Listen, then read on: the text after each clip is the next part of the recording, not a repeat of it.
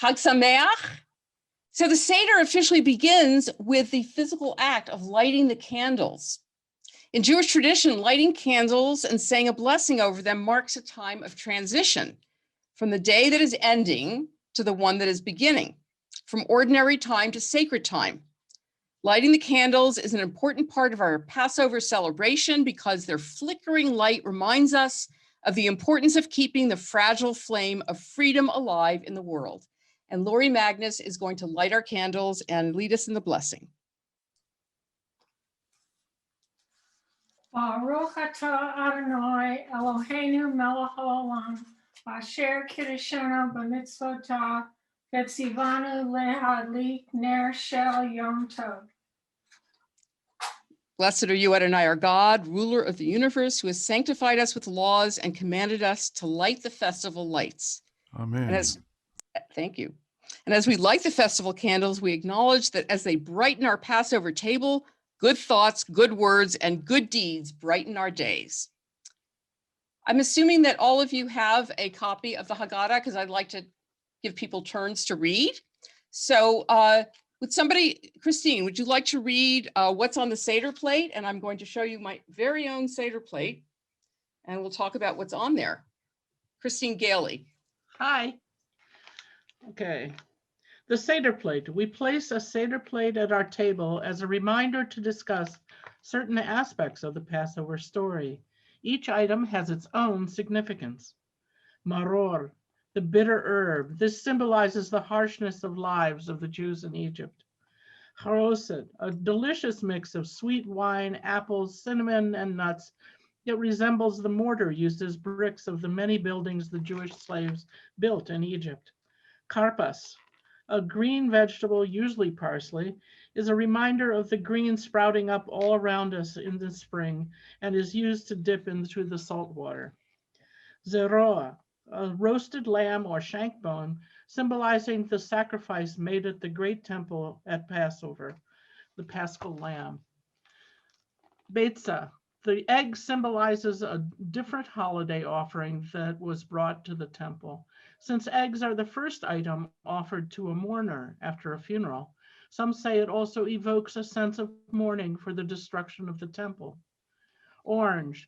The orange on the Seder plate has come to symbolize full inclusion in modern day Judaism, not only for women, but also for people with disabilities, intermarried couples, and the LGBTI community. Matzah. The matzah is the unleavened bread we eat to remember that when the Jews fled Egypt, they didn't even have time to let the dough rise on their bread. We commemorate this by removing all bread and bread products from our home during Passover. Elijah's cup, the fifth ceremonial cup of wine poured during the Seder. It is left untouched in honor of Elijah, who, according to tradition, will arrive one day as an unknown guest to herald the advent of the Messiah. In this way, the Seder dinner not only commemorates the historical redemption from the Egyptian bondage of the Jewish people, but also calls to mind their future redemption when Elijah and the Messiah shall appear. Miriam's cup. Miriam's cup is filled with water and placed next to Elijah's cup. Miriam was the sister of Moses and a prophetess. When the Israelites were wandering through the desert, legend says that a well of water followed Miriam and was called Miriam's well. The tradition of Miriam's cup is meant to honor Miriam's role in the story of the Jewish people and the spirit of all women who nurture their families, just as Miriam helped sustain the Israelites.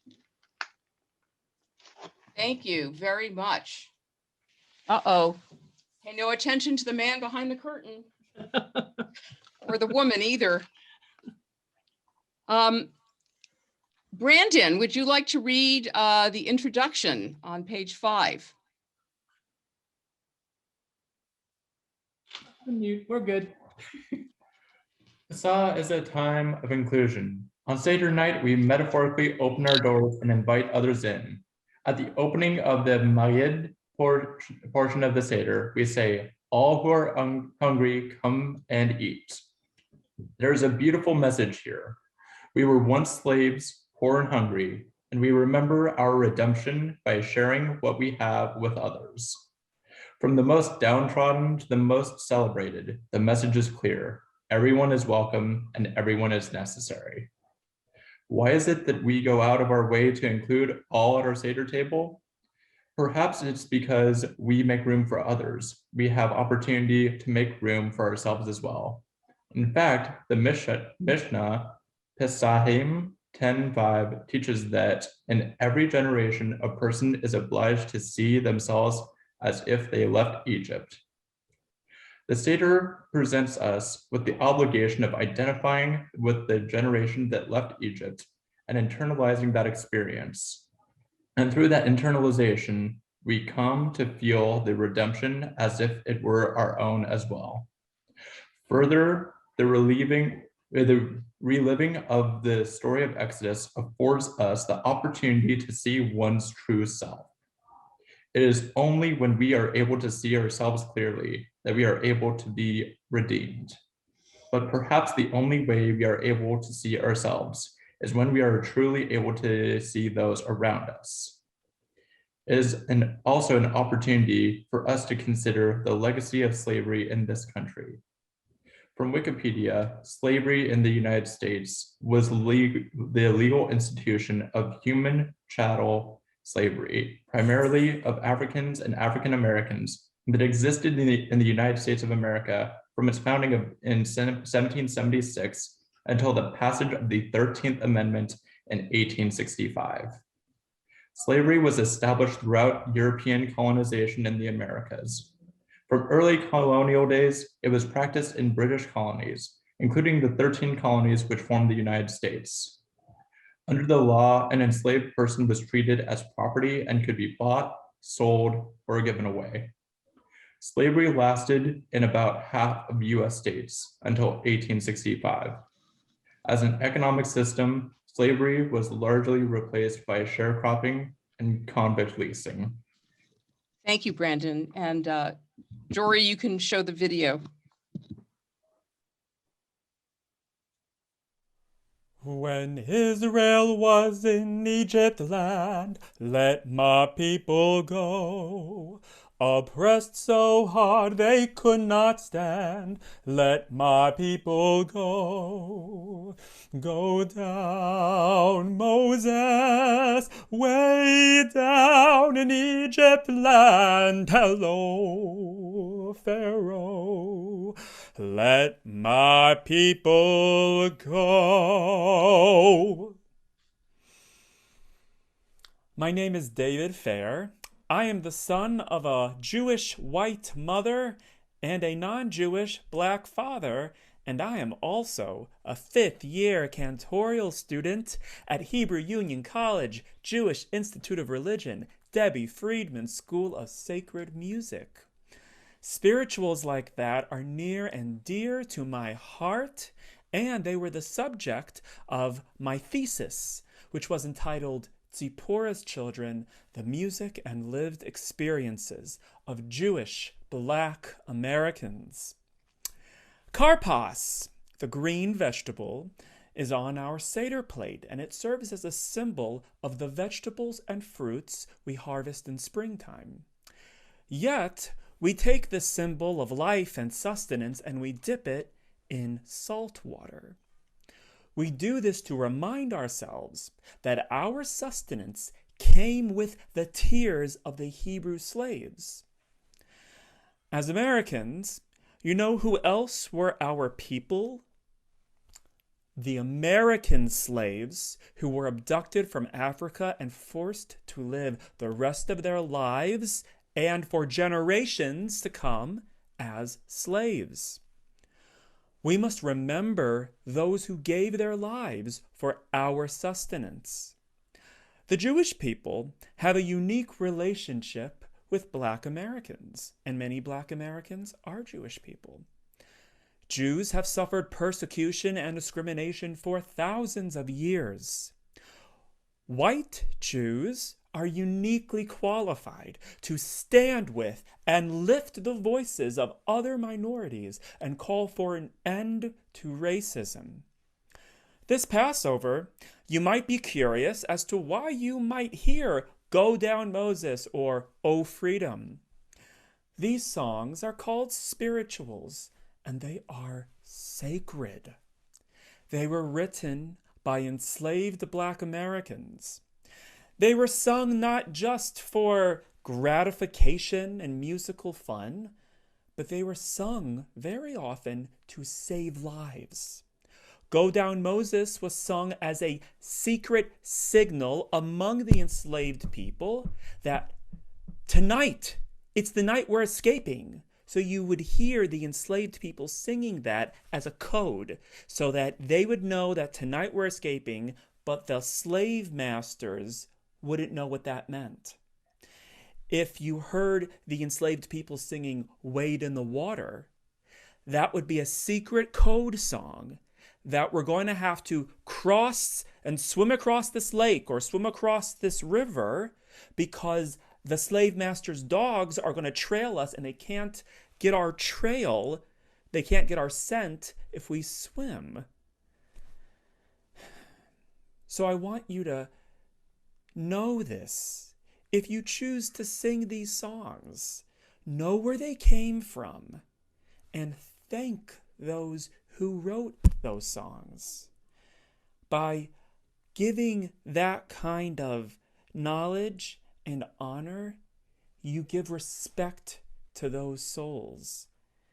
And we can help to carry on this sacred and beautiful musical tradition that has a unique connection to the Jewish story. I'd like to share with you all a spiritual that you may be unfamiliar with.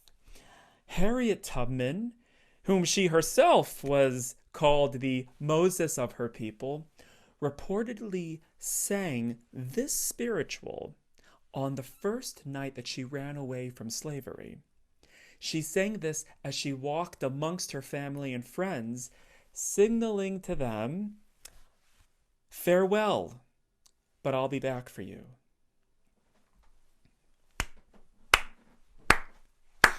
When that Pharaoh chariot comes, I'm gonna leave you. I'm bound for the promised land. I'm gonna leave you. I'm sorry, I'm gonna leave you. Farewell, oh farewell, but I'll meet you in the morning. Farewell, oh farewell, whoa, I'll meet you in the morning. I'm bound for the promised land, on the other side of the Jordan, bound for the promised land. I'm sorry, I'm gonna leave you. Farewell, oh farewell, but I'll meet you in the morning. Farewell, oh farewell, whoa, I'll meet you in the morning. Farewell, oh farewell, whoa, I'll meet you in the morning. Farewell, oh farewell. Chag Pesach Sameach. So as you probably know, Seder means order. And there's a certain order in which we do our ritual here at the Seder table. And so Bob is going to chant the order of the Seder. And if you're on page 6, you'll see some pictures of those particular items. Kadesh urechatz Carpus yachatz Magid rochatza Hamotzi matzah Maror korech shulchan orech Tzafon barech Halel nirtzah. Now we are going to skip a few of those steps because we don't want to keep you here all night. But all Jewish celebrations, as you know, from holidays to weddings, include wine as a symbol of our joy. The Seder starts with wine and then gives us 3 more opportunities to refill our cup and drink. Although I think tonight we're going to do about 2 glasses of wine. And Bob is going to do us the honor of leading us in the blessing. You caught me, I'm on my second bottle.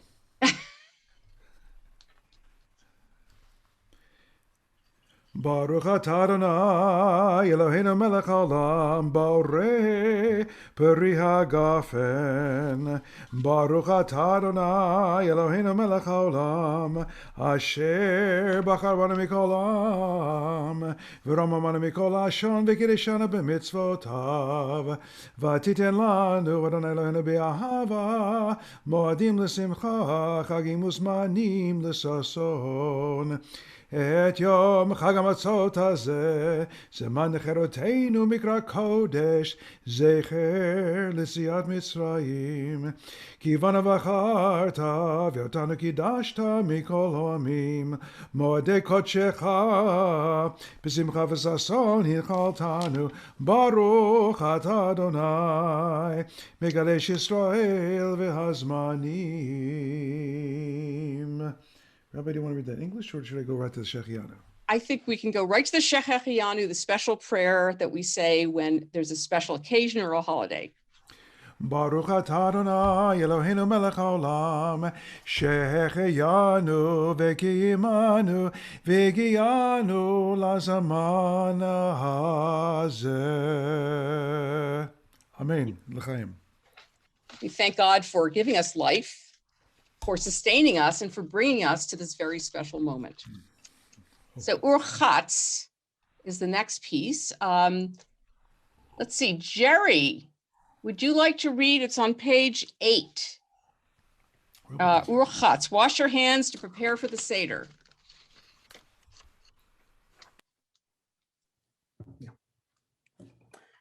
Okay. Water is refreshing, cleansing, and clear. So it's easy to understand why so many cultures and religions use water for symbolic purification.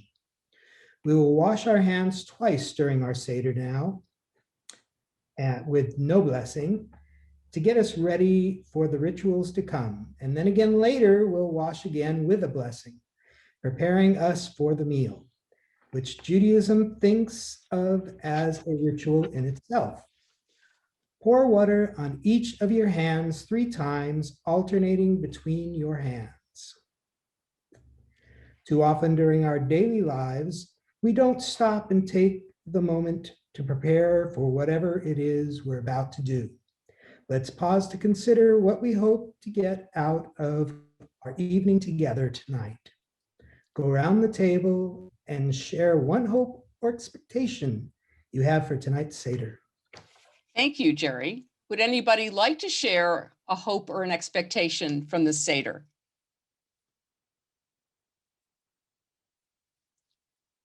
Okay, we have some people who don't have high hopes. Please, anybody? Next year, we're all together. Next year, we're all together, right? Next year in the temple and the social hall. That's a good one. Okay, we'll go with that one. Let's see, Teresa, would you like to read Water in the News on page 8? In washing our hands, we also think of those who don't get to share in the basic human right of abundant, clean water, of people deprived of water by the weather in Somalia, in India, in Texas, and those deprived of water by human actions in places like Flint, Michigan, as well as those whose homes have been ravaged by wind and water in Colombia, in California, and here in New Jersey.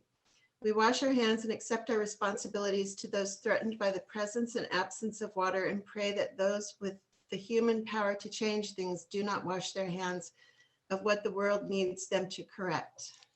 Thank you so much. So by bringing in some of these other kinds of, this other kind of information and statements by people, we make the Seder something that's not just about historical memory, which is of course very important, but it's also to show that it is relevant to today, which is why during the course of these last few years, we've added a number of different things to the Seder plate. And we've added testimonies from different people, as you've just seen. I want to add another piece about water. And this is a piece that's not in your Haggadah, because I found it after I put it together. It's called Let My People Vote by Rabbi Joshua Lesser.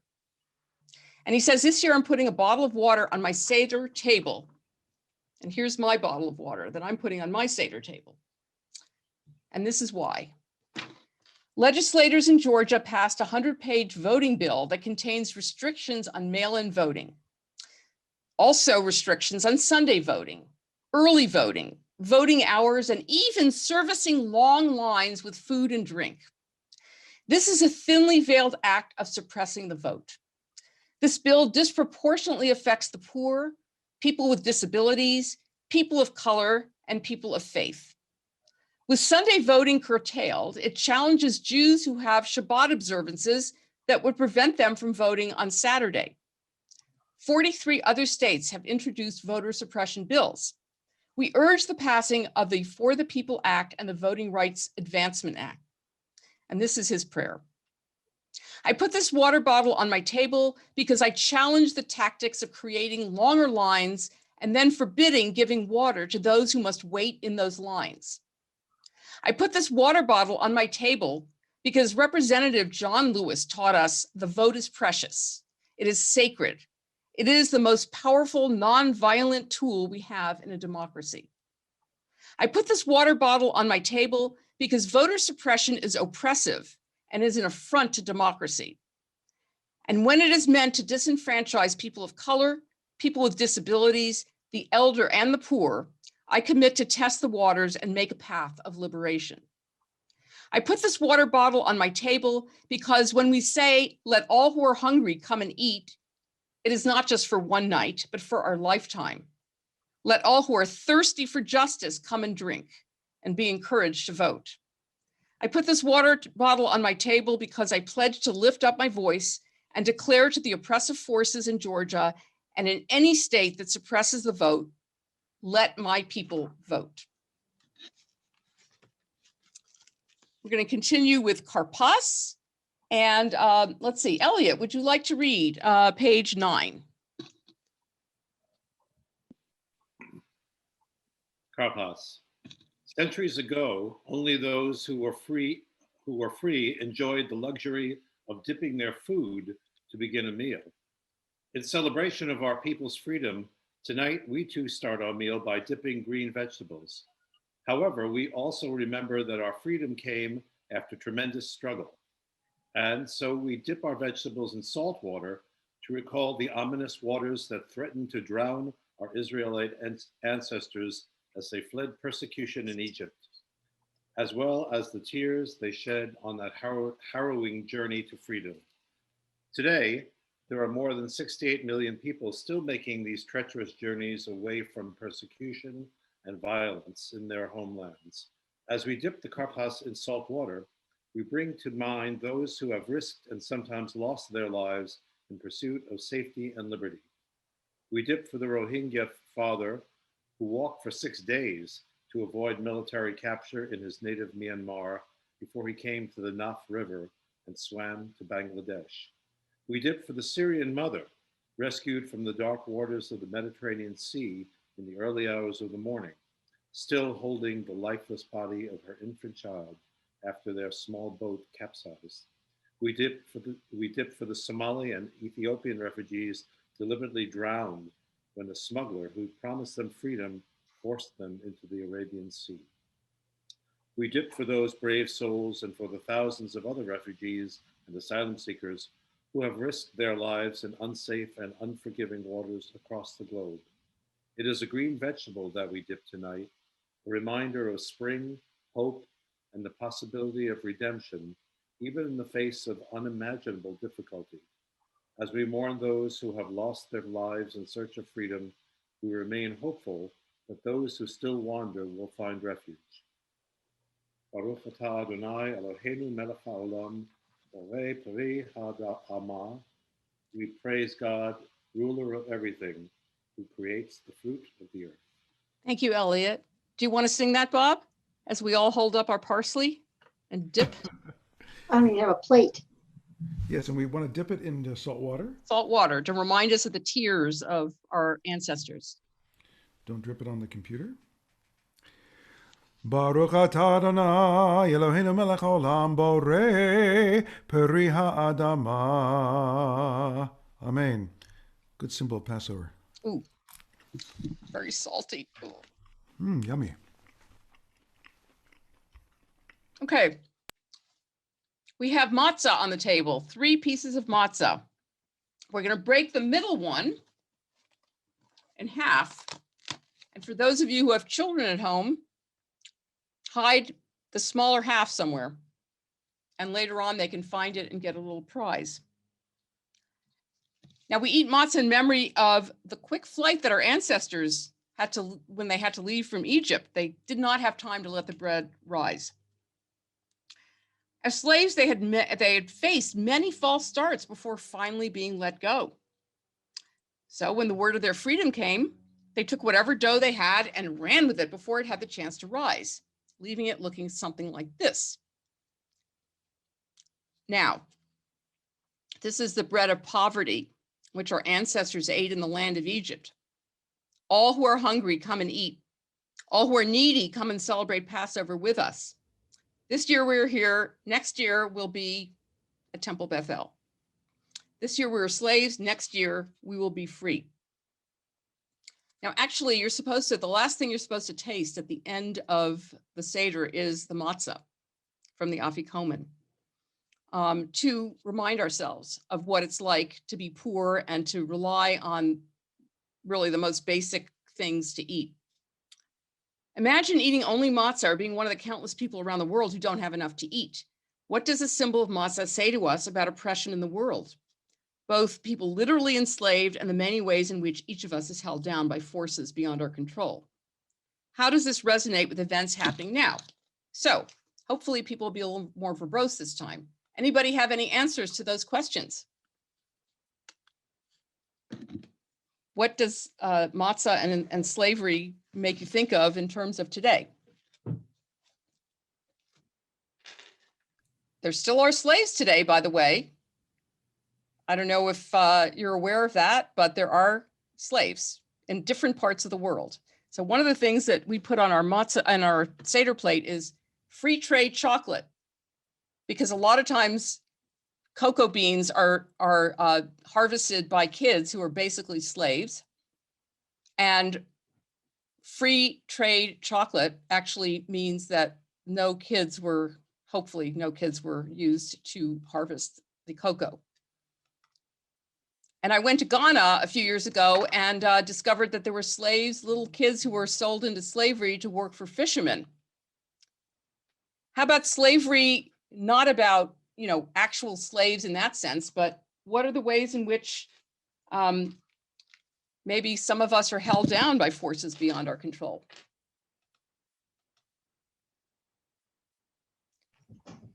Okay, the Seder is supposed to be interactive. Yeah. So somebody please. Some of our lowest paid workers, in California, and what that ultimately means, because they're ultimately, so they're happy to have a job, but at the same time, there's a cycle of poverty, even for those who are fully employed within California, and what that ultimately does as far as enslavement within our own society. Yeah. Great, thank you, Doug.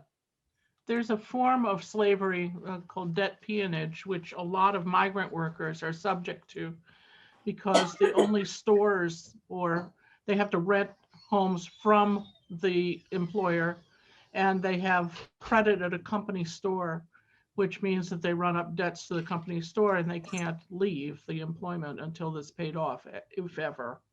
So that's one thing. And along with that, the person who is the employer often extracts sexual favors from the children or the young daughters of the workers as part of paying off their debt. Thank you, Christine. Most countries in the world are turning their back on the slavery that's around them. This country doesn't have to do that.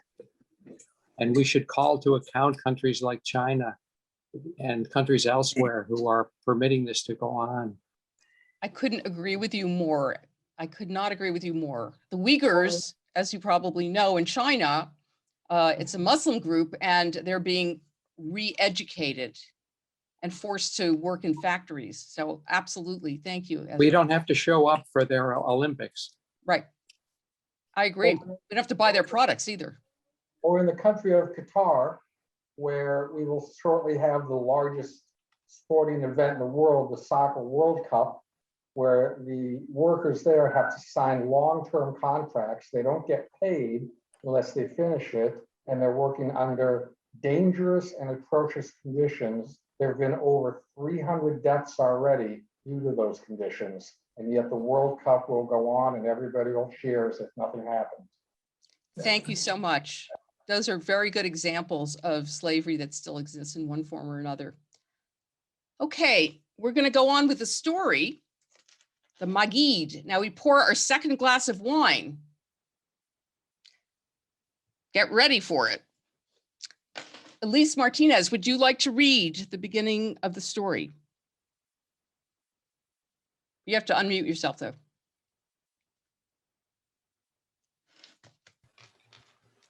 Let me see myself. There you are. It's page, bottom of page 10. Yeah, I want to find myself. I don't see myself. Oh, hi. You're there. I've You're never- there. I've never been in the middle before. Our beginning, pour the second glass. The Haggadah doesn't tell the story of Passover in a linear fashion.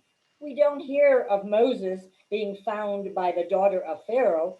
Actually, we don't hear much of Moses at all. Instead, we get an impressionistic collection of songs, images, and stories of both the Exodus from Egypt. Some say that minimizing the role of Moses keeps us focused on the miracles God performed for us. Others insist that we keep the focus on the role that every member of the community has in bringing about positive change. Thank you so much. So interestingly, we ask 4 questions, which you might have noticed at other Seders. We actually don't get the answers until the end of the Seder. And then we get the answer to 2 out of these 4 questions. And then we get an answer to a question we did not ask. That's Judaism for you, right? And so you're supposed to extrapolate from the story what the answers are. Now, these 4 questions, Manish Tana, which Bob is going to chant in a moment, are suggestions for questions that the rabbis put in because they want us to ask questions. So I really invite anybody who has a question along the way to please raise your hand and say, I have a question, because that's what this night is all about. It's about asking questions. And the more you ask, the deeper you get into the story and into the meaning of the story and the meaning of all these rituals. So Bob, take her away on page 11.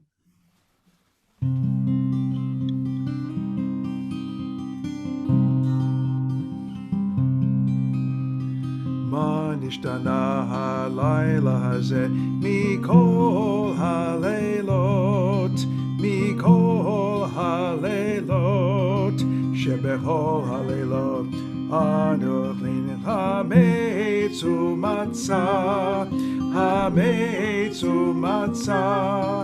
הלילה הזה כולו מצה, הלילה הזה כולו מצה, שבכל הלילות אנו אוכלים שאר ירקות, שאר ירקות.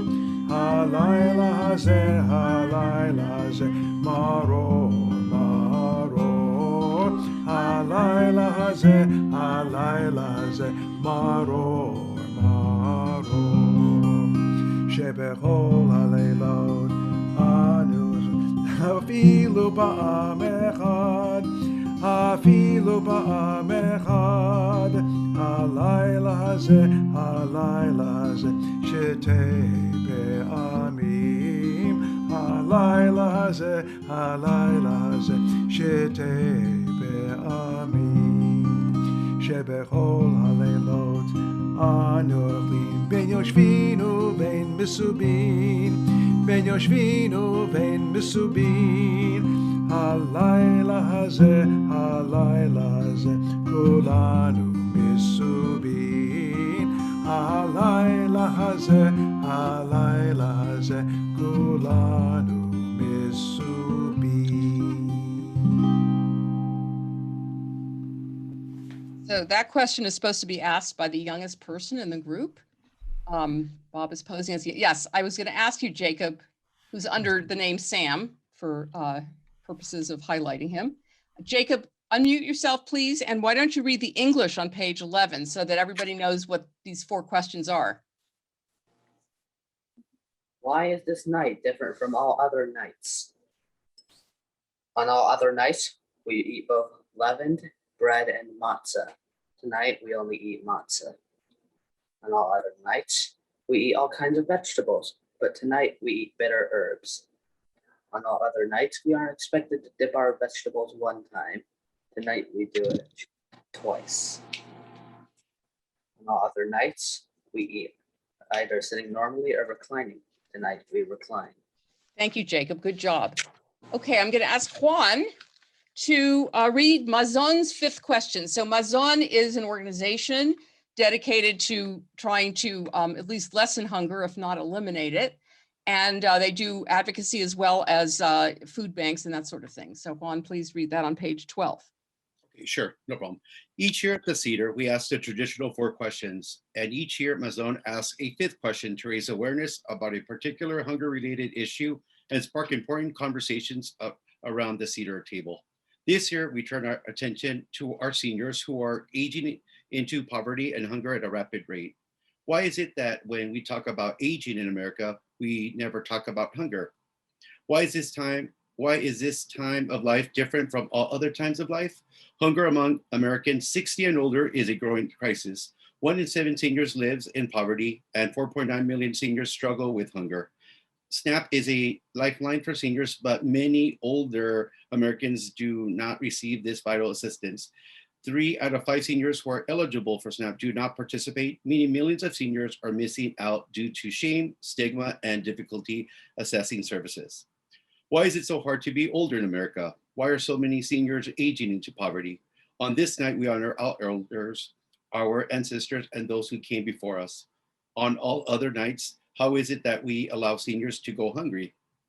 How can we fail to respond when our elders are suffering? Tonight, we ask how we can change the reality for the 4.9 million seniors who are struggling with hunger. Thank you, Juan. Our tradition demands that we ask questions, challenge the status quo, and work to create a more fair and equitable society. We were slaves, but now we are free. And with our freedom comes responsibility to work for justice and freedom for all. Avadim hayinu, ata b'nei chorim. We were slaves, now we are free. Okay, Andrea, can you read the 4 children, which in the original Haggadah is the 4 sons, but we're much more egalitarian, so we call it the 4 children. As we tell the story, we think about it from all angles. Our tradition speaks of 4 different types of children who might react differently to the Passover Seder. It is our job to make our story accessible to all the members of our community, so we think about how we might best reach each type of child. What does the wise child say? The wise child asks, what are the testimonies and laws which God commanded you? You must teach this child the rules of observing the holiday of Passover. What does the wicked child say? The wicked child asks, what does this service mean to you? To you and not to himself, because he takes himself out of the community and misses the point. Set this child's teeth on edge and say to him, it is because of what God did for me in taking me out of Egypt. Me, not him. Had that child been there, he would have been left behind. What does the simple child say? The simple child asks, what is this? To this child, answer plainly, with a strong hand, God took us out of Egypt where we were slaves. What about the child who doesn't know how to ask a question?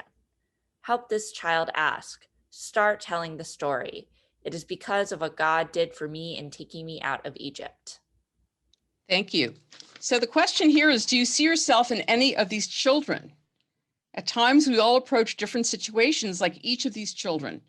How do we relate to each of them? So the rabbis noticed that there were 4 times in the Torah where God says, I redeemed you from Egypt. And so they figured this was answers to 4 different kinds of ways of apprehending information. There's some people who are very specific about, I need to know the facts, the laws, or whatever. It's called the wise child here. Actually, the mystics of our tradition turn everything on its head and say that this is the least advanced person. The most advanced person is a person who doesn't know how to ask because you can't even articulate the awe you feel at this experience. So let me ask you, do you feel different each year? Do you sometimes feel that you're the one who doesn't know what to ask, and that sometimes you do know what to ask, or that you feel that you're disconnected? And it doesn't have to be just about the Seder. And by the way, the so-called wicked child is at the table. So I don't think that kid is so wicked, because he or she is at least trying to relate in some way by at least being there. So any thoughts about times that you were one or the other, or all four? Oh, Christine. It's hard to imagine being in one's teen years without being the wicked child, at least for some of those years. Absolutely, absolutely. And I would venture to guess that people, for example, who are either converting to Judaism or who don't know that much about Judaism, and they're Jews, but they're learning, at first you don't know what to ask, because I don't even know what's going on here. And eventually you'll know more than everybody else. Any other thoughts about any of these children? You know, I've always thought that the wise child was a bit of a smart aleck, really, you know, and yeah. In some ways, yes. Oh, I know. And I've certainly identified with that as being a snot, but you know, that you really also have to have some humility, and the wise child just is showing off. Well, that's another way of looking at it, right? Yeah. So it seems like he or she or they are the best, you know, most knowledgeable, but yeah, could be showing off.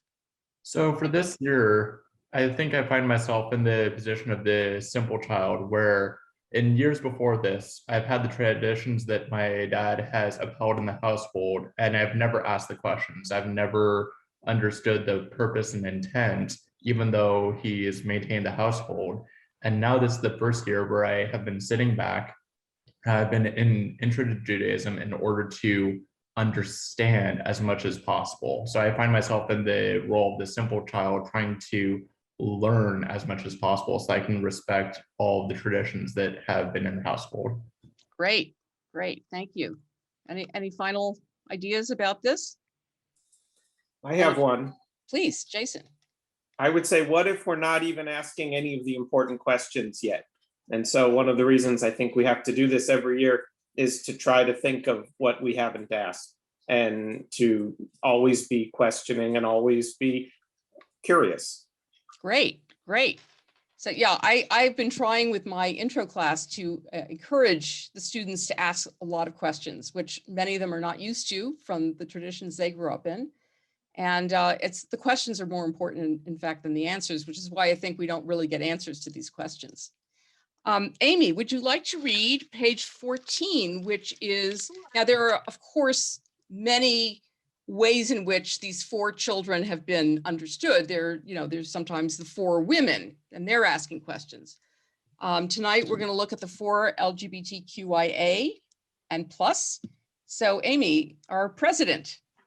Thank you. Page 14. The queer trans Jew is in search of a meaningful holy path through our texts, traditions, and people. Mahe Amoreh, what do they say?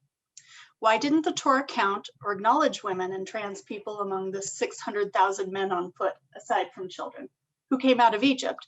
And why did Moses say at Sinai, go not near a woman, addressing only men, as if preparation for revelation was not meant for us as well? Because we know that Jewish memory is essential to our identity, we teach them that history is made up by those who tell the tale. If the original Torah did not name and count us as women, trans people, and those whose gender we do not know the words for now, it is up to us to fill the empty spaces left in our holy texts. We have the power to tell our own story, take our own census, and create our own values. Jewish history is meant for us as well. And the queer trans Jew, who wants to erase our differences and assimilate, Mahe Amoreh, what do they say? Why do we keep pushing these questions into every text? Why make us so noticeable, so visible? Why are these issues so important to you? Don't you want to blend in? They say, to you instead of not to me.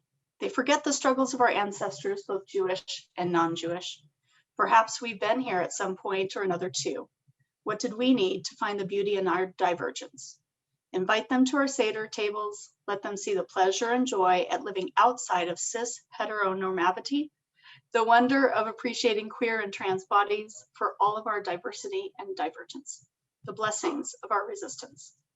And the queer trans Jew who does not know that we have a place at the table, Mahe Emoreh, what do they say? What is this? Because they don't yet know that their question is, in itself, a part of the Seder tradition, show them that the Haggadah is a conversation about liberation, and their insights and questions belong here in our texts and Seder plates. Their wonder and curiosity, their frustration and confusion, in equal parts belong right here, nestled between Maror and Haroset. And the queer trans Jew who asks no questions, who is sacred to exist, who is scared to exist, isolated from themselves and others, we must say to them, your questions, when they come and in whatever form, will liberate you from Egypt. This is how it is and how it has always been with your queer and Jewish ancestors.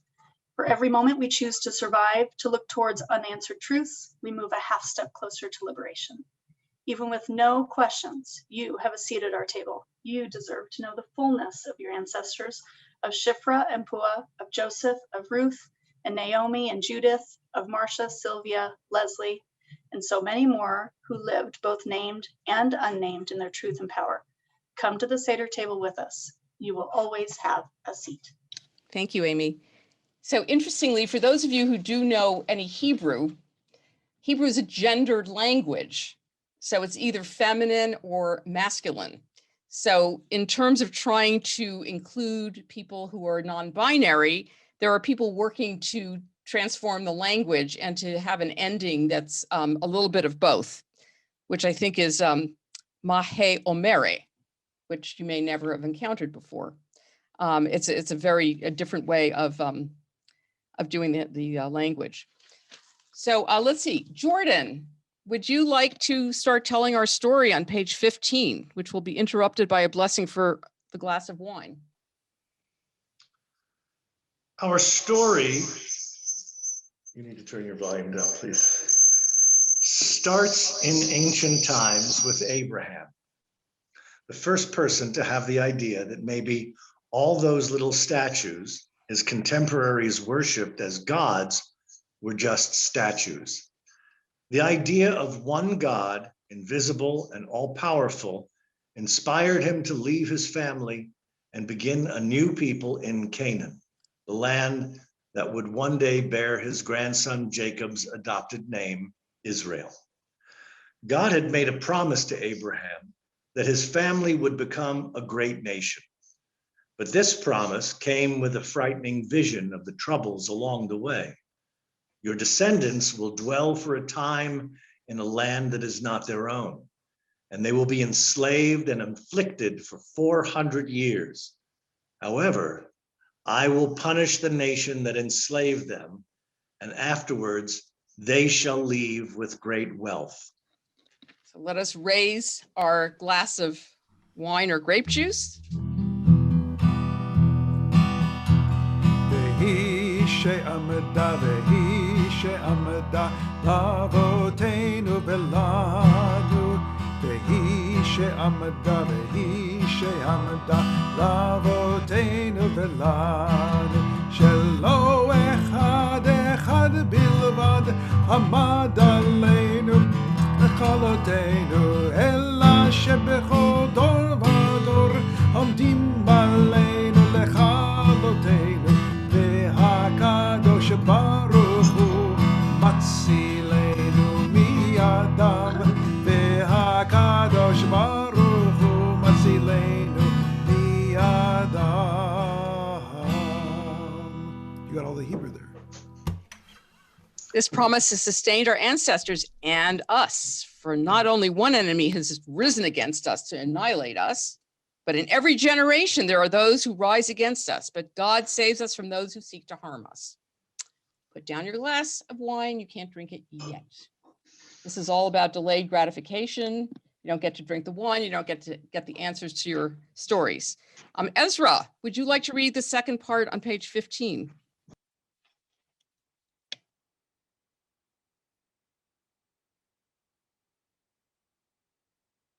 Ezra, are you there somewhere? I saw you a moment ago. I was muted. Oh, you were muted. Okay, thank you. Beginning with this promise has sustained. Under the glass of wine is put down. Oh, okay. In the years our ancestors lived in Egypt, our numbers grew, and soon the family of Jacob became the people of Israel. Pharaoh and the leaders of Egypt grew alarmed by this great nation growing within their borders, so they enslaved us. We were forced to perform hard labor, perhaps even building pyramids. The Egyptians feared that even as slaves, the Israelites might grow strong and rebel. So Pharaoh decreed that Israelite baby boys should be drowned to prevent the Israelites from overthrowing those who had enslaved them. But God heard the cries of the Israelites, and God brought us out of Egypt with a strong hand and outstretched arm, with great awe, miraculous signs and wonders. God brought us out not by angel or messenger, but through God's own intervention. Thank you, Ezra. We now get to the 10 plagues. And as you probably know, as we recite the plagues, we dip our finger in the wine or in the grape juice and flick it out, because we are diminishing our joy based on the fact that other people had to suffer for our liberation. And there's a midrash about this where after the Israelites cross over the Sea of Reeds on dry land, and then the water will close up on the Egyptian army, the angels up in heaven are dancing and singing, and God says, my people are drowning and you are dancing and singing. So everybody is God's creature. We're all created in God's image. Some people have to get punished, but that doesn't mean that we are overjoyed about it. So Bob, if you would please chant the plagues for us. Dam Tzefardea Kinim Arov Dever Shechin Barad Arbe Choshech Makat Bechorot. Dominic, would you like to read the plagues in English? Dominic is under Kimberly's pad or computer, and you have to unmute. Yeah, there you go. You have to unmute yourself. Okay. We're on page 17. And if you just read the first. I have you on. Where is it? Read them in English. So blood, frogs, lice, beasts, cattle disease, oil, hail, locusts, darkness, death of the firstborn. Thank you, Dominic. Very good. Okay, now we're going to start with the main idea, supposedly, like we haven't gotten there yet.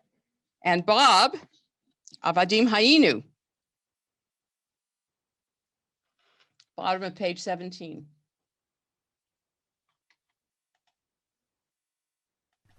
Get to grab the guitar.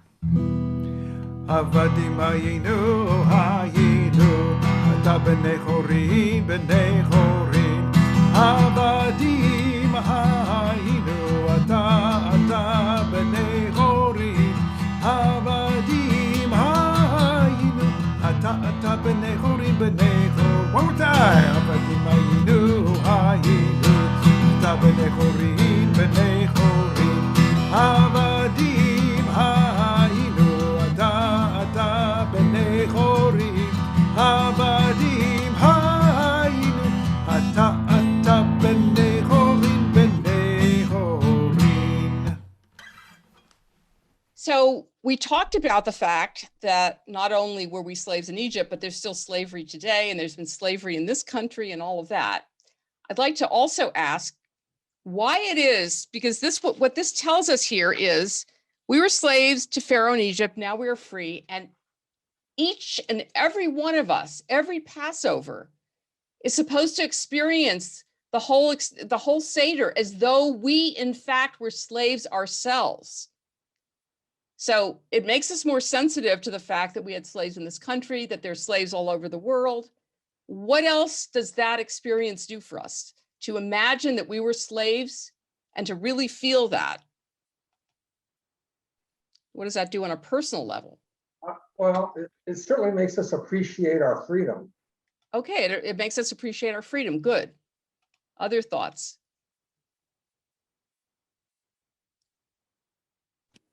Yes, Christine.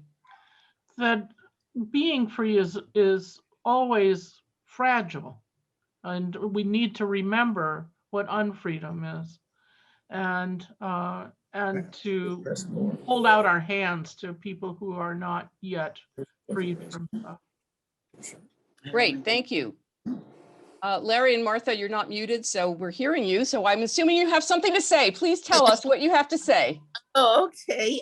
Sorry about that. Yeah, it helps you maybe to empathize with those who are still not free, or those who are still suffering from the reality of having been unfree for a large part of their existence. Great. Kara. That's actually exactly what I was going to say. So good job, Martha. Okay, great minds think alike. What about on a personal level? These are all absolutely true, that we have more sympathy for people who are enslaved or who are oppressed or whatever. What about personally? Does that do anything for you personally to think of yourself as enslaved? Do you ever think about who is your inner Pharaoh? I can tell you, I certainly think of it that way, that whoa, announcing yourself. So, you know, I mean, there are ways in which we have habits that are not really useful or healthy, or recurring thoughts sometimes that are not so useful or healthy, or neurotic behaviors, or jealousy or envy, all of these things that we're enslaved to. Our phones. This is my new Pharaoh right here. Okay, Doug, go ahead. Was it Doug? Oh, Angela. Angela. Actually, I was thinking along the same lines as you, how we allow ourselves to be enslaved by sugar, by junk food, by our technology, really the whole world around us. We allow ourselves to be taken in by these things and not maintaining our own freedom. Great, great. That's definitely an expansion of what I said. Any other thoughts? Well, this is Eric. Yeah, Eric. We take things for granted. We get involved in a daily or weekly cycle, and we don't think beyond a certain point of what other things we could be doing other than the normal cycle. So it's a form of mental self-limitation is what happens. Absolutely, absolutely. So these are things to think about. Oh, Jason, go ahead. I think we're also enslaved by the advertising that tells us that we never have enough and that whatever we have isn't good enough, instead of being open to the idea that we can be grateful for what we have, which is one of the biggest challenges and yet one of our most important tasks. Excellent, and a wonderful transition to Dayenu, because indeed we are always, well, I shouldn't make a general statement, but we often look to other people. Hey, these people have what we want. Or as you said, for advertising, we want more and more and more. And yet, how about being grateful for what we have? So Dayenu, and there's a video that we're going to show because our wonderful singers in our congregation put this together. Dayenu, Dayenu, Dayenu, Dayenu, Dayenu,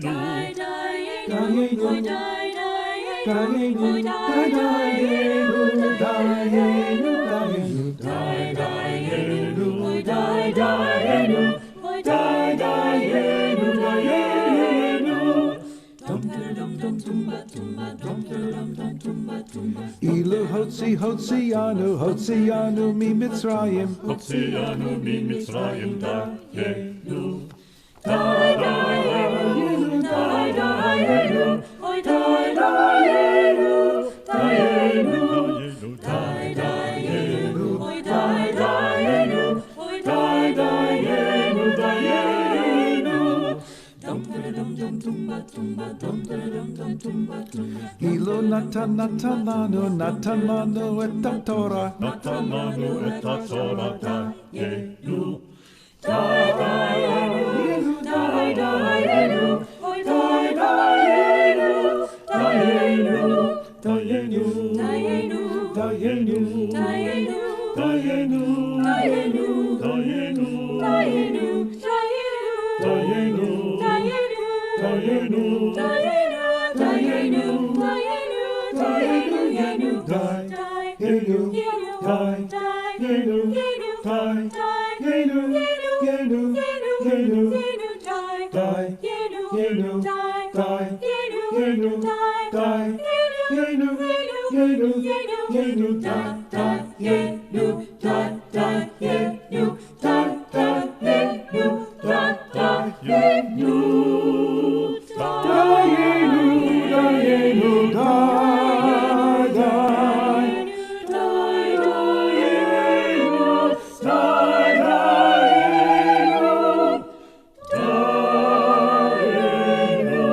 Dayenu,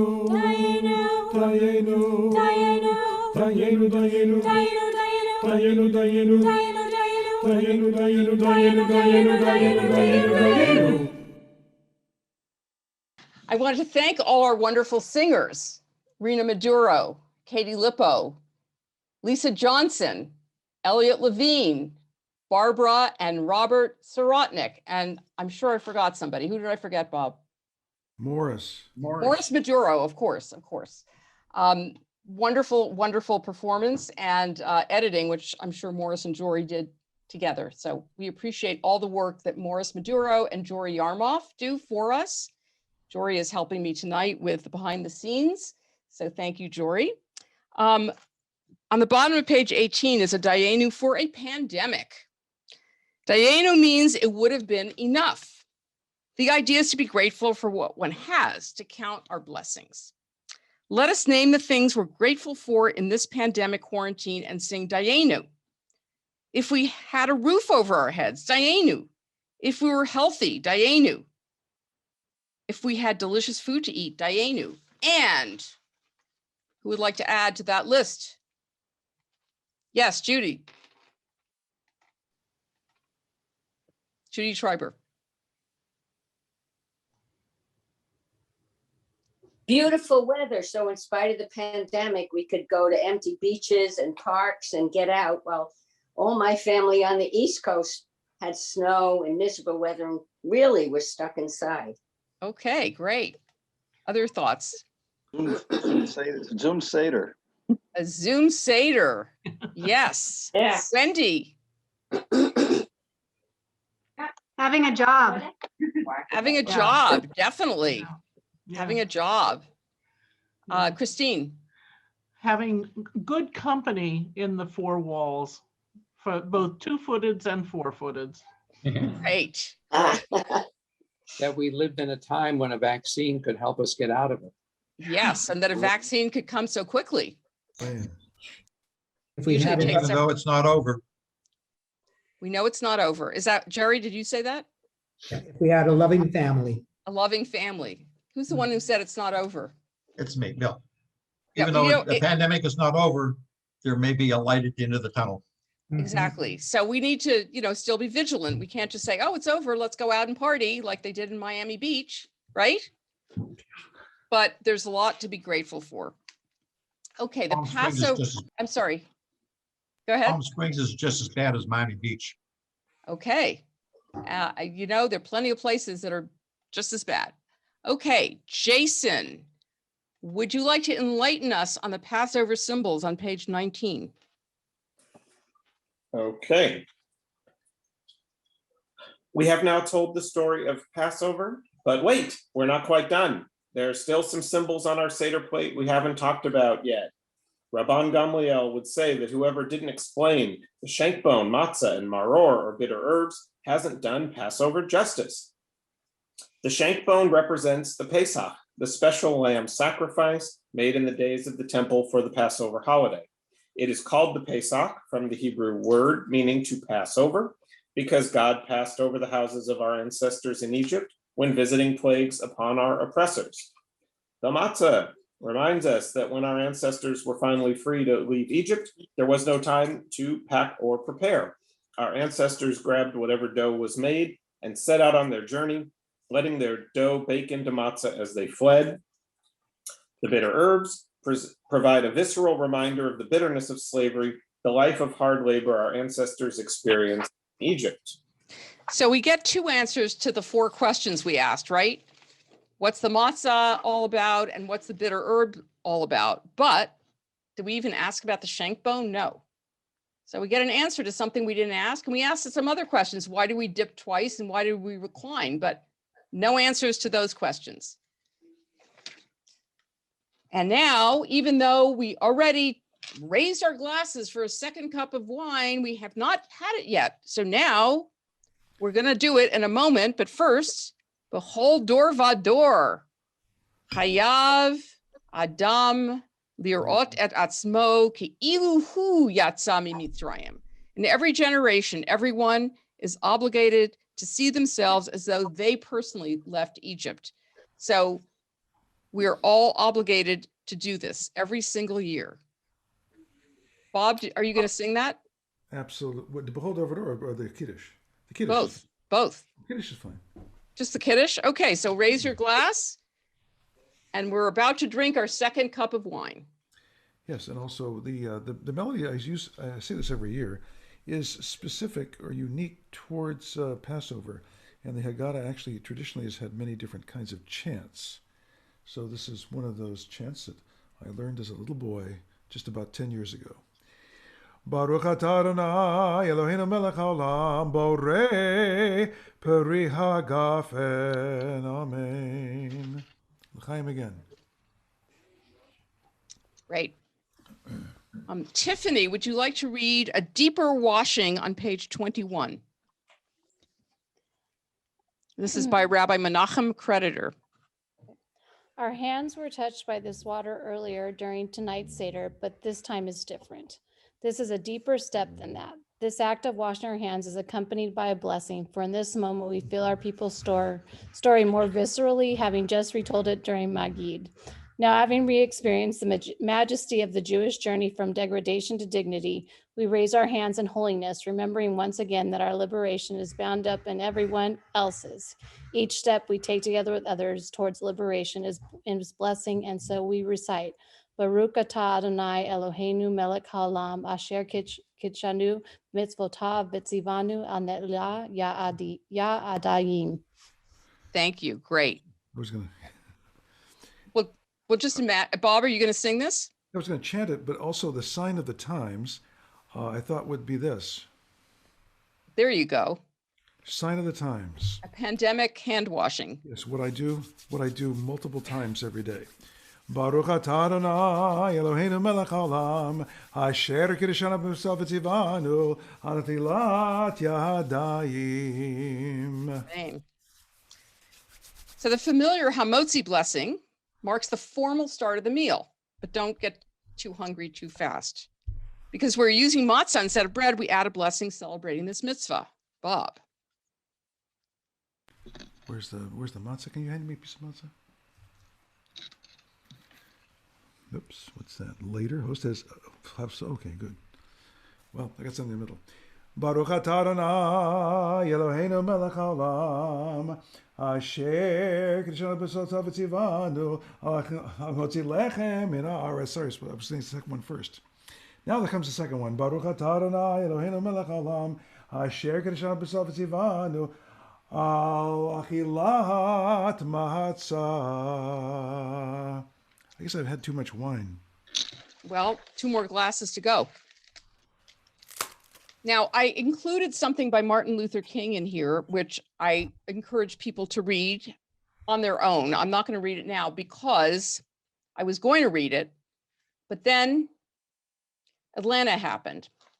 So I want to read you something that I just got today. This is a piece by Rabbi Angela Bookdahl. She's a senior rabbi at Central Synagogue in New York. She's a Korean Jewish American rabbi. And she said, one year my mother put kimchi, a spicy pickled cabbage condiment, on our Seder plate. My Korean mother thought it was a reasonable substitution since both kimchi and horseradish elicit a similar sting in the mouth, the same cleaning of the nostrils, or clearing of the nostrils. She also liked kimchi on gefilte fish and matzah. Kimchi just like maror, but better, she said. I resigned myself to the fact that we were never going to be a, quote, normal Jewish family. Since that time, the article has made its way into day school and college curricula. People still quote it back to me. So this is part of an article that she had written. There were very few writings on, quote, Jewish diversity back then. A lot has changed in the 18 years since. Now, this short reflection joins a roundtable of amazing Asian Jewish leaders' voices. And in the last year, I have been heartened by growing recognition of so many Jews of color within the American Jewish community, estimated to be as high as 12 to 15%, or about 1 million Jews strong. I guess my Jewish family was more, quote, normal than I thought, but I have also changed. In the last year, I have become more aware of the underlying forces that have continued to oppress Black, Brown, Asian, Hispanic, and Indigenous people in our country. In the wake of the recent surge in anti-Asian violence, with the devastating shootings in Atlanta, I was further cracked open. I now fear for my strong but tiny Korean mother when she goes out for a walk alone. I look back at the indignities, condescension, and discrimination that have been part of her daily life as an immigrant. And I realize that my mother too lived in a narrow place, her Mitzrayim. Mitzrayim is Hebrew for Egypt, which means narrow place. Her bitterness just tasted different than mine. So this year, for the first time since childhood, I will be putting kimchi back on my Seder plate. Because as long as my mother is still in a kind of Egypt, I am too. The greatest religious mandate of this holiday is to remember in every generation what it feels like to be a stranger. And the force of that memory commands empathy and even love for the stranger, for we know the soul of a stranger. We left Egypt an Erev Rav, a mixed multitude. The motley band who fled was a diverse group, joined not by one color, but one dream, liberation. We remain a mixed multitude today, and we know the promise of redemption must be for everyone. But our wandering is almost over tonight. We're supposed to start off with feeling oppressed and come out feeling liberated and with praise. So maror is that bitter herb, the horseradish or the kimchi. Do we have the Page 23. the horseradish someplace? In creating a holiday about the joy of freedom, we turn the story of our bitter history into a sweet celebration. We recognize this by dipping our bitter herbs into the sweet haroset. We don't totally eradicate the taste of the bitter with the taste of the sweet, but doesn't the sweet mean more when it's layered over the bitterness? So first we're going to eat some maror after Bob chants the blessing, and then we're going to mix it with the haroset, which is sweet. So Bob? Baruch atah Adonai Eloheinu melech haolam asher krishna b'mitzvah v'tzivanu al achilat maror. Have the charoset? Don't unspotlight me yet. Let me just show you the charoset. I'm going to show you what we have here. That's beautiful haroset made by Barbara Sirotnik. And shaped into a pyramid with a pyramid opening by yours truly, except part of it's not really. That's probably where you took a bite. Yeah, there we go. That's probably better. So the Korach Sandwich is the one that our great sage Hillel would put together. So let's take some haroset and some maror, and let's combine the two and blend the sweetness of the haroset with the bitterness of the maror. I can dig into this now, right? Yeah. But be very careful with the horseradish. There used to be a tradition that spouses would prepare this for each other, and you don't know how much maror was in the sandwich. So here we go. Nice crunch to it. All right, now, technically, right now we should be eating dinner, but we're not going to eat dinner right now because we're going to finish the Seder and then you can have dinner at your leisure.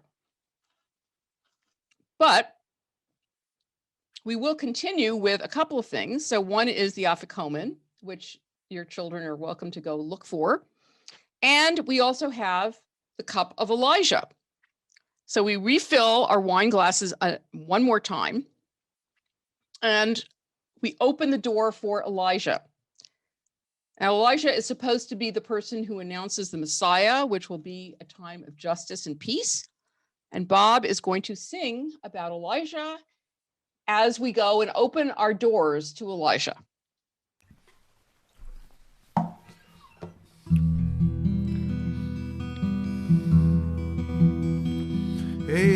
Eliyahu Hanavi, Eliyahu Hatishbi, Eliyahu, Eliyahu, Eliyahu Hagiladi, Bimhera beyamenu, Yavo Eleinu, Imashiach ben David, Imashiach ben David, Eliyahu Hanavi, Eliyahu Hatishbi, Eliyahu, Eliyahu, Eliyahu Hagiladi.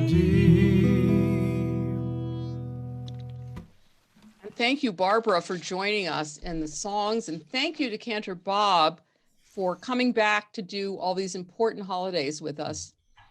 Now, the Nirtzach is the end, but we're going to actually go to the songs first, and then we will end the Seder. And Who Knows One is not really a song. And for those of you who've been at our previous Seders, what we do is the first person says, who knows one, I know one, in all one breath. The second person does two in one breath, and we go all the way to the 13th person who has to do all of that in one breath. So I'm going to ask for volunteers to do each one of those. Who would like to do the first one? I will. Okay, Carol, that's a very smart move because it's much easier to do that than the 13th one. Carol Castaneda. There's an ulterior motive here, definitely. Who knows one? I know one. One is God in heaven and earth. Thank you. Who would like to do two? I will. Okay. I Lynn. know two are the tablets of the covenant. One is our God in heaven and earth. Thank you. Who's going to do three? But remember, one breath. I'll do three. Okay, Judy. I know three. Three are the patriarchs, two are the tablets of the covenant. One is our God in heaven and earth. Great.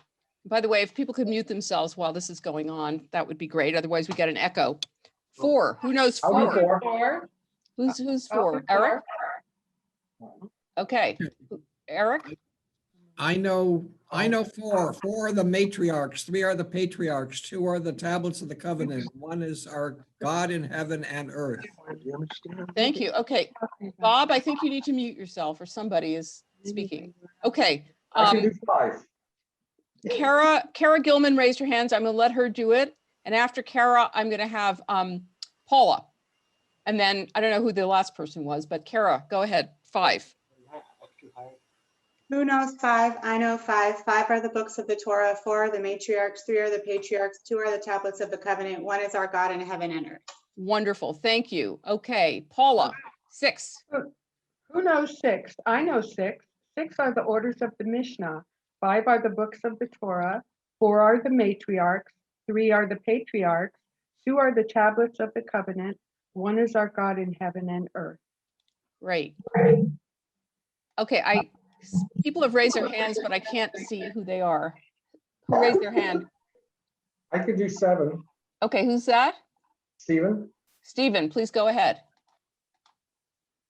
Who knows seven? I know seven. Seven are the days of the week. Six are the orders of the Mishnah. Five are the books of Torah. Four are the matriarchs. Three are the patriarchs. Two are the tablets of the covenant. One is God, our heaven and earth. Great. Okay, who's going to do 8? I can do 8. Okay, Christine, go right ahead. 8. Who knows 8? I know 8. 8 are the days for circumcision. 7 are the days of the week. 6 are the orders of the Mishnah.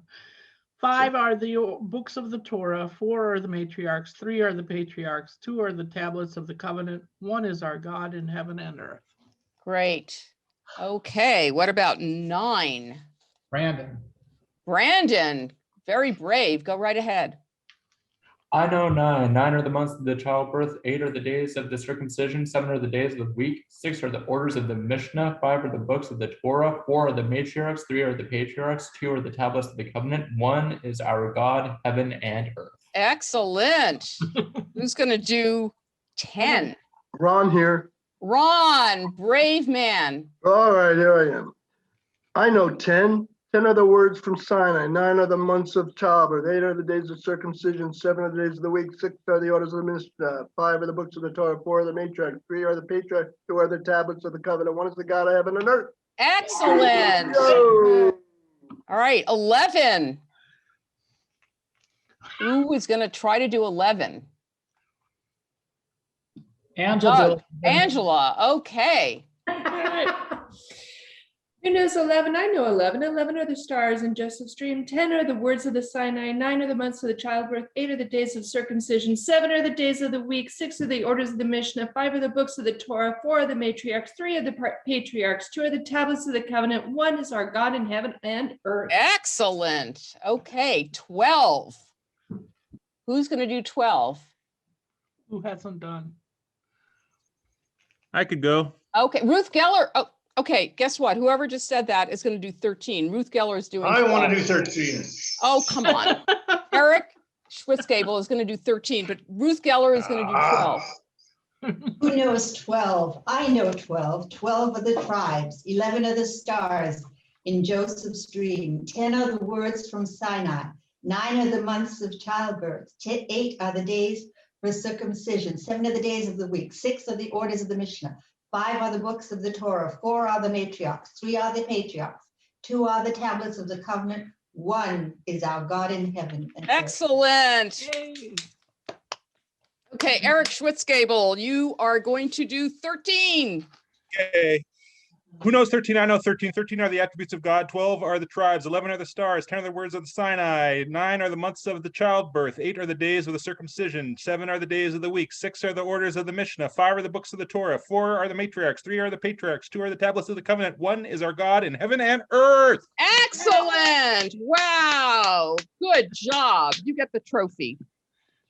Okay, the other song is Had Gad Yah. Now, I don't know how many people have been at our Seders in the past, but basically Bob's going to lead this. And every time there is an animal or a thing that is being talked about, we make the sound. So, you know, a goat is like ba, a cat is meow, a dog is woof, etc. Okay, so Bob, take it away. And you obviously we have to unmute ourselves for this. So please unmute. Which is going to make this very, very difficult. So make sure you make your cat calls. Your cat calls. I want to know the size of this cat that ate the goat. Cat goes. Meow. So, Had Gad Yah, Had Gad Yah. Father bought for two zizim. Had Gad Yah. No. Don't all sing along. Just make the sounds. That's all. Bob is going to sing, and you make the sounds. Okay. Then came the meow. Meow. Wait a minute! I have to read them. You make the sound when he Otherwise, gets you're going to there. have a barn full of people, a barn full of animals. Ow. Okay. Okay. Then came the arf arf. Okay. Go ahead. Then came the bit the and ate the or do zizim. Had Gad Yah, Had Gad Yah. Then came the beat the bit the meow. Had Gad Yah, Had Gad Yah. Then came the bird the Bita. Woof. Bita. Meow. Come on, you're not fast enough. Then came the quenched the burnt the pita, Meow. Father bought for two. Now you gotta be fast now. Then came the Moo. Drank the that burnt the that beat the Woof. that ate the bit the Meow. that ate the bought for two. Then came the slaughtered the Moo. drank the Look. I can't hear everybody. That quenched the that burnt the that beat the Woof. not too many dogs out there anymore. They must have run away. That bit the Meow. they ate the Bob. their blood for two. Then came the and killed the that slaughtered the Moo. ranked the Look. that quenched the that burnt the that beat the Woof. that bit the Meow. that ate the Bob. other but for two. Then came the Holy One. Blessed be he, and slew the that killed the that slaughtered the only still like 5 people that drank the Lug. that quenched the that burnt the that beat the let's hear the next one that bit the finally that ate the together, even though it sounds strange on Zoom. My father bought for two.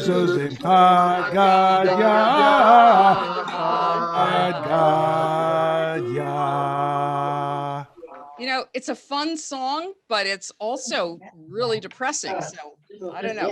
We have to make light of our tragedies. Okay, we're going to conclude with Nirtzak on page 25. I'm going to ask people to mute themselves again, please. So Nirtzak marks the conclusion of the Seder. Our bellies are full, not really. We've had several glasses of wine. I've skipped a couple, but you can have more later. We've told stories and sung songs, and now it's time for the evening to come to a close. At the end of the Seder, we honor the tradition of declaring next year in Jerusalem, and we add for the pandemic next year in person. We actually thought last year we would be in person this year, but hey, you know, man plans and God laughs. Okay. For some people, the recitation of this phrase expresses the anticipation of rebuilding the temple in Jerusalem and the return of the Messiah. For others, it's an affirmation of hope and of connectedness with Klal Yisrael, the whole of the Jewish community. Still others yearn for peace in Israel and for all those living in the diaspora. Though it comes at the end of the Seder, this moment also marks the beginning. We're beginning the next season with a renewed awareness of the freedoms we enjoy and the obstacles we must still confront. We're looking forward to the time that we gather together again. Having retold stories of the Jewish people, recalled historic movements of liberation, and reflected on the struggles people still face for freedom and equality, we are ready to embark on a year that we hope will bring positive change in the world and freedom to people everywhere. So in the different night Haggadah, which is what we normally use when we're in shul, Rabbi David Hartman writes, Passover is the night for reckless dreams, for visions about what a human being can be, what society can be, what people can be, what history may become. What can we do to fulfill our reckless dreams? What will be our legacy for future generations? Our Seder is over, according to Jewish tradition and law. As we had the pleasure to gather for a Seder this year, we hope to once again have the opportunity in the years to come. We pray that God brings health and healing to Israel and all the people of the world, especially those impacted by natural tragedy and war. And we say, Bob?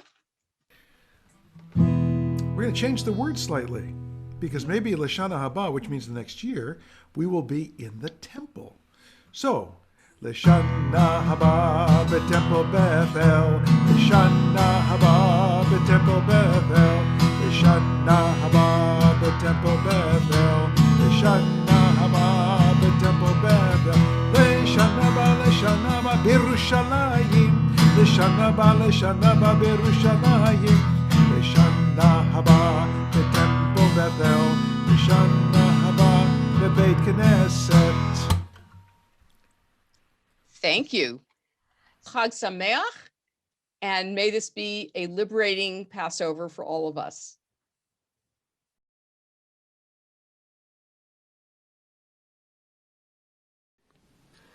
חברים יקרים, השנה אמנם כל אחד מאיתנו חוגג את פסח לבד בבית, אבל התזמורת הפילהרמונית ואני, שמתגעגעים אליכם מאוד, הכנו לכם משהו מיוחד. מקווה שתהנו.